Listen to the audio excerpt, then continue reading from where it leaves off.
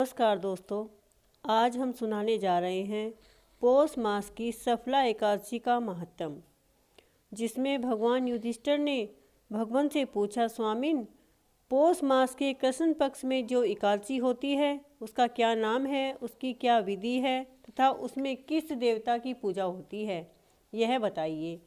भगवान श्री कृष्ण ने कहा, राजेंद्र, बतलाता हूँ, सुनो। बड़ी बड़ी दक्षिणा वाले यज्ञों से भी मुझे उतना संतोष नहीं होता जितना एकादशी के व्रत अनुष्ठान से होता है। इसलिए सर्वदा प्रयत्न करके एकादशी का व्रत करना चाहिए। पौष मास के कृष्ण पक्ष में सफला नाम की एकादशी होती है।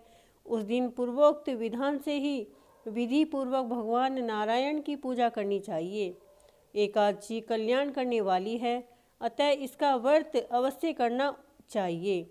जैसे नागों में शेषनाग, पक्षियों में गरुड़, देवताओं में श्री विष्णु तथा मनुष्यों में ब्राह्मण श्रेष्ठ है, उसी प्रकार संपूर्ण व्रतों में एकादशी तिथि बहुत श्रेष्ठ है। हे राजन, सफला एकादशी को नाम मंत्रों का उच्चारण करके फलों के द्वारा श्री हरि का पूजन करे। नारायण के फल सुपारी, बिजोरा नींबू, जमीरा नींबू, अनार, सुंदर आंवला, लौंग, बेर तथा विशेषतः आम के फलों से देवेश्वर श्री हरि की पूजा करनी चाहिए। इसी प्रकार धूप दीप से भी भगवान की अर्चना करें। सफला एकादशी को विशेष रूप से दीपदान करने का विधान माना जाता है। रात को वैष्णव पुरुषों के साथ जागरण करना चाहिए। जागरण करने वालों को जिस फल की प्राप्ति होती है वह हजारों वर्ष तपस्या करने से भी नहीं मिलता। नृपश्रेष्ठ, अब सफला एकादशी की शुभ कारिणी कथा सुनो। चंपावती नाम से विख्यात एक पुरी है जो कभी राजा महिष्मति की राजधानी थी। राजश्री महिष्मति के 5 पुत्र थे। उनमें से जो ज्येष्ठ था वह सदा पाप कर्म में ही लगा रहता था, पर स्त्रीगामी वेश्यासक्त था। उसने पिता के धन को पाप क्रम में ही खर्च किया। वह सदैव दुराचारण परायण तथा ब्राह्मणों का निंदक था। वैष्णवों को, देवताओं की और हमेशा निंदा किया करता था। अपने पुत्रों को ऐसा पापाचारी देखकर राजा महिष्मति ने राजकुमारों से उसका नाम लुम्पक रख दिया। फिर पिता और भाई से मिलकर उसे राज्य से बाहर निकाल दिया। लुम्पक उस नगर से निकलकर गहन वन में चला गया। वहीं रहकर उस पापी ने प्राय समूचे नगर का धन लूट लिया।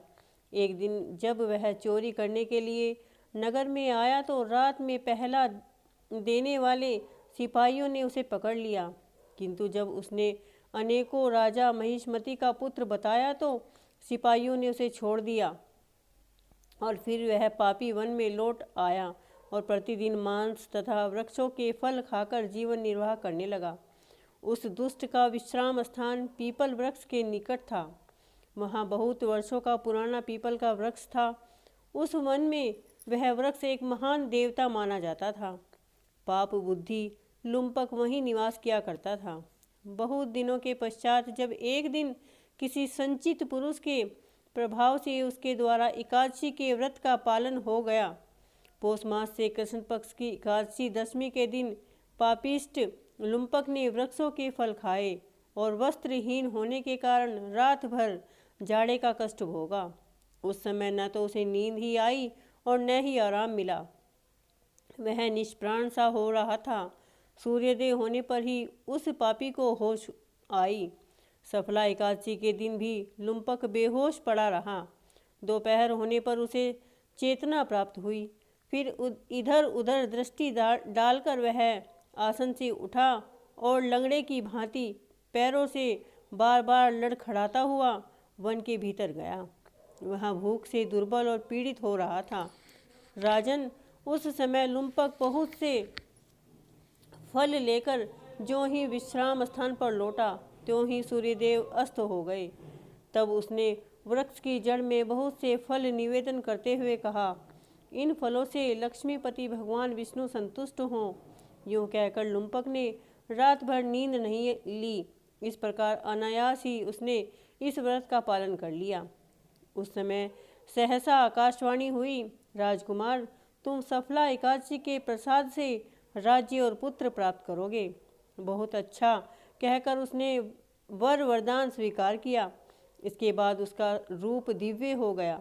तब से उसकी उत्तम बुद्धि भगवान विष्णु के भजन में लग गई। दिव्य आभूषणों की शोभा से संपन्न होकर उसने अकंटक राज्य प्राप्त किया और 15 वर्षों तक वह उसका पालन करता रहा। उस समय भगवान श्री कृष्ण की कृपा से उसके मनोज नामक पुत्र उत्पन्न हुआ। जब वह बड़ा हुआ तब लुम्पक ने तुरंत ही राज्य की ममता छोड़कर उसे पुत्र को सौंप दिया और वह भगवान श्री कृष्ण के समीप चला गया, जहाँ जाकर मनुष्य कभी शोक में नहीं पड़ता। हे राजन, इस प्रकार जो सफला एकादशी का उत्तम व्रत करता है वह इस लोक में भी सुख भोग कर मरने के पश्चात मोक्ष को प्राप्त होता है। संसार में वे मनुष्य धन्य हैं जो सफला एकादशी के व्रत में लगे रहते हैं, उन्हीं का जन्म सफल है। महाराज, इसकी महिमा को पढ़ने, सुनने तथा उनके अनुसार आचरण करने से मनुष्य राज सूर्य यज्ञ का फल पाता है। बोलो कृष्ण जी भगवान की जय। तो दोस्तों, आज हमने आपके सामने यह सफला एकादशी व्रत का महत्व सुनाया है। अगर आप सभी को यह अच्छा लगा हो तो आप इसे लाइक करें, शेयर करें और कमेंट बॉक्स में जय श्री कृष्णा लिखना ना भूलें। धन्यवाद।